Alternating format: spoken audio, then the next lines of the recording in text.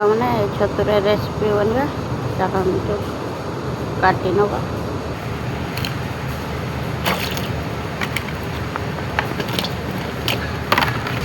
तेल ए गरम होलानी शुक्ला लंका फुटुण देद काटी रखी पियाज देद अल्प भाजी आने आमर अल्प भाजी है कंचा लंका काटी रखी देद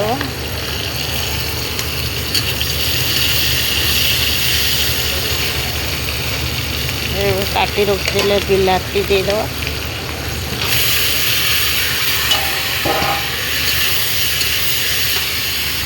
स्वाद अनुसार लुण देद हलदी गुंड देद बिलाती आम नरम हो आसला काटी रखी छतु देद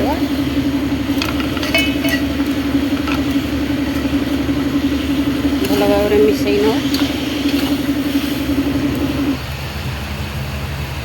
सोरिष बाटा देद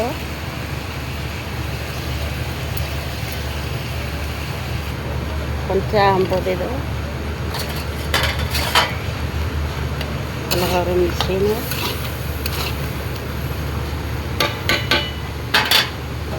समय ढाका मारी छाड़ छतु खटा हो जाए बाहर कर